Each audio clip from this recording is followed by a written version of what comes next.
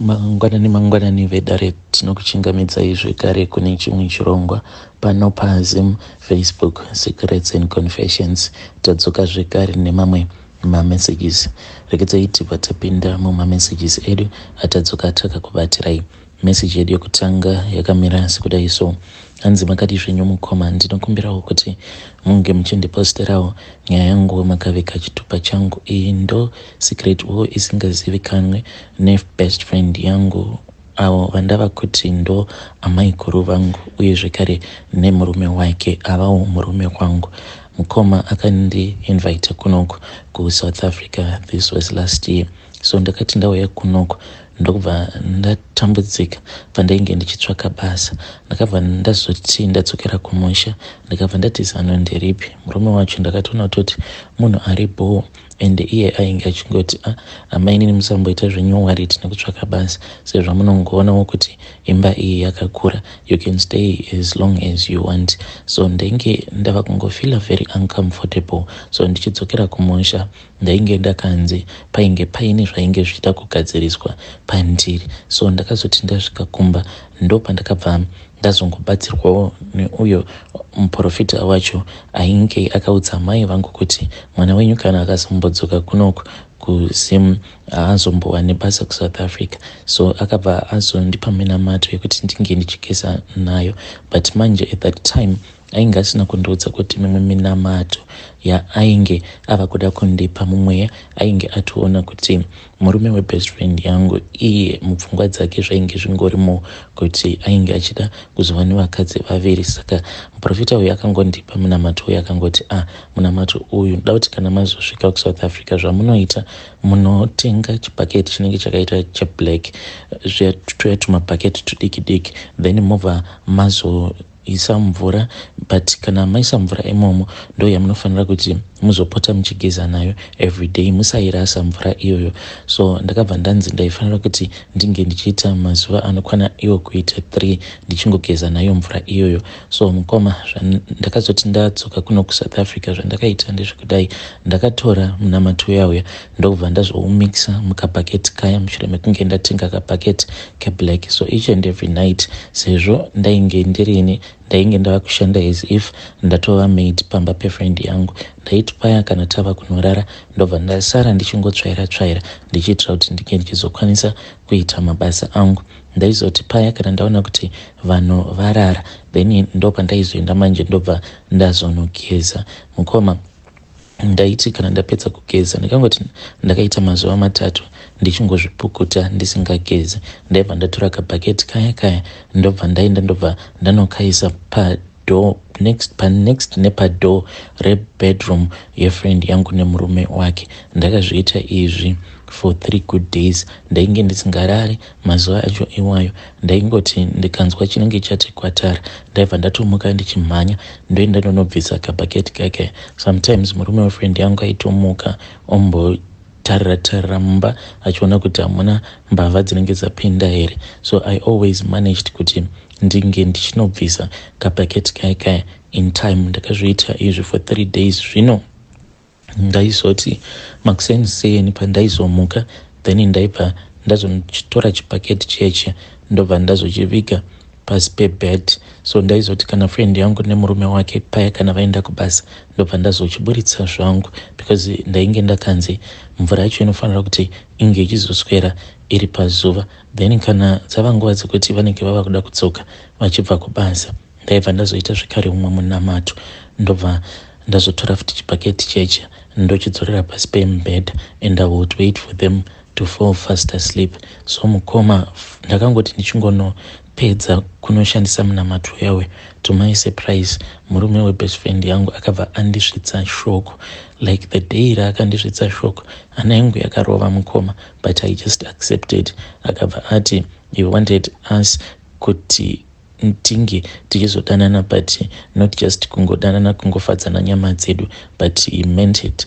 Ndokubva atoti ainge achida kutanga kutaura nehama dzangu, in which he did. Akabva ataura nehama dzangu and the whole process was done. Friend yangu mukoma pane zvatakazotoitawo iniwo naamai vangu kuti inge ichizokasikawo kuaccepta, but mukoma ndichizosvika pakuita zvose izvi zvandakaita, it was because ndakaona kuti kunze uku varume vacho havacharoori ende varume vacho vashoma. So ndakangotarisa friend yangu ndikangoona like I can assist her to take care of her husband. Iye friend yangu anoratidza kuti haana kana hake basa nazvo, even though we were assisted nemuprofita kuti ange achizokasika kuzvinzwisisa. Hei vedare, ndo message iyo yandakatumidzirwa ichibva kuna vahanzvadzi vedu. Zvakangoma hazvo vedu we, ngatizamai kuti tinge tichitaura navo mucomment section. Ya pakaipa regedzai tibva taenda panyedu inotevera. Nyedu inotevera yakamera sekudai so. Hanzi makadi zvenyu mukoma, ndinokumbirawo kuti munge muchindipostera nyaya yangu makaveka chitupa changu. Mwana wemunhu kana munhu akazangwarira nemwana wake, mwana wemunhu ndiye ari easy kuroyeka. Mukoma, ndikuda kukuudzaiwo izvo zvakaitwawo naamai vangu at that time. Ndainge ndichangobva mukunyora form 4 yangu, so I was just stuck ndigere pamba ndisingatombozivi kuti ndoenda kupi nelife. Saka pamba pedu vana vazhinji vainge vachifarira kuuya kuzotamba pamba pedu. I don't know why. So amai vangu ivo vainge vachiitawo zvekubatsira, vaingozanganisa, vaingoti anenge auya achiti anda kunamatirwa vaimunamatira, madhimoni achitobuda. Uye zvekare vaitiwo vanenge vauya vachida kubatsirwa nenzira dzechivanhu, zvekare amai vangu vaitosvitsa midzimu, vaitopota vachitohaiwa going to different places. So maybe that is why pamba paingogara pakazara vana kudaro. So mukoma ndakati ndatambudzika ndichishaya kuti ndoenda kupi neupenyu. Ndainge ndakazama kuti ndinge ndichinoita zveugweja, but ikoko ndakangosvika ndikasangana nerimwe bad luck, ndikabva ndavharwa mari nesyndicate. So ndakabva ndadzoka pamba ndikati what am I supposed to do? Panapa ndava kutongoenda kunobatsirana namuchembere vangu, but ivo vakabva vati vainge vasingadi kuti inini ndinge ndichiita zvavainge vachiita. So one day vakazongondidaidza vakabva vati ndaifanira kuti ndinge ndichienda kunovamirira kubedroom kwavo. Ngomanashi, that was very weird because at that time ndainge ndava kusafarira stereki kungogara ndichingopinda mubedroom maamai vangu. So ndakabva ndaenda kubedroom kwavo ndokubva ndavamirira. Though all my life tainge tichitoziva kutoti amai vainge vaine ganda reshato ravainge vainaro ravaishandisa pakurapa, but on that day mukoma ndakati ndichinopinda mubedroom ndakabva ndaona ganda riya reshato. It was in the middle of transforming itself. That thing, it became a snake, like a real snake. Nyoka yaya payakataura, what even shocked me even more was that yakataura ikabva yati ndini sekuru vako. Kabva vazoti pakafa hanzvadzi yangu sekuru vako, hakusi kunze ndini ndakamuuraya, but ndakabva ndangotora mweya wake, ndiwo wandinopota zvekare ndichishandisa. Saka iwo unouya uchigara ipapa mukoma. Ndakatoiona shatu yaya ichitotaura neni. Then vakabva vazonditi ndaifanira kuti ndinge ndichienda kunotora mwana umwe chete mukomana pavana avo vainge vachitamba panze vari pamba pedu. So ndakabva ndazobuda panze, but mukoma ivo amai vakandipa nzungu, vakanditi tora nzungu iyi yainge iri 1. Vakabva vanditi ndinoenda ndobva ndanopa mwana uyo wandinenge ndichida kuti ndinge ndichizodzoka naye kubedroom kwavo. Ndakabva ndazoenda kuya ndikabva ndazonosarudza wani wacho ndokubva ndamupa nzungu yaya. Saka akangoti apedza kudya nzungu yaya ainge ava kungotevererana neni. Ndikabva ndambotenderera kuitira kurasisa vavengi, because pamba pedu paingogara pakazara vanhu. So ndakazodzokera zvekare kubedroom kwaamai vangu, then iye mwana uya ainge achitonditevera. So vakabva vazoti taifanira kuti tinge tichipfugama pasi, ini nemwana uya ndokubva tachizopfugama pasi. Mai vakabva vazotora mucheka wainge wakaita wegold, vakabva vazoupfekedza mwana uya. Vapedza kudaro vakabva vati ndaifanira kuti ndinge ndichimupa mvura yekunwa, ndokubva ndamupa mvura yekunwa yainge ichivava stereki. Then amai vakabva vazoti kumwana uya ange achisimuka vainge vachimubatsira, ndokubva vazoti ange achikurura mucheka uya wegold wavainge vamupfekedza. Then vakabva vazoti kwaari chipfekedza bamunini vako ava, ndokubva azotanga kundipfekedza mwana uya. So akati apedza kundipfekedza mucheka uya wegold, then vakabva vazomupa vakabva vati chipapa munini vako mvura yekuti vange vachinwa. Izvi hazvitaurwe handiti, wazvinzwa, usazonoudza mama nababa handiti. Iye ainge achingoti ehoi gogo. Akati apedza kudaro ndobva azondipa mvura yekunwa. But ndakabva ndazonzi naamai vangu handaifanira kuti ndinge ndichizomedza mvura iya, ndakabva ndamusvipira kumeso. Ndakamusvipira kumeso, this was 3 times, kusvika mwana uyu ava kuita sekunge ainge ava kuda kuchema. Then amai vangu vakabva vamutora vakati it is okay, usachema muzukuru, wazvinzwa. Vakabva vazovhura rimwe bhegi ravo umo mavainge vachiti kana vakatenga tunonaka vaibva vatukuviga imomo. So iye akabva afara achiona mabhiskets, maswitsi, mazimba, akabva anzi sarudza zvose zvauri kuda. So akabva azosarudza zvaainge achida, akabva anzi kana ukangoudza vabereki vako chete, ziva kuti handimbofi ndakakupa anything again. But kana ukasaudza vabereki vako everyday unouya uchitora zvaunoda handiti.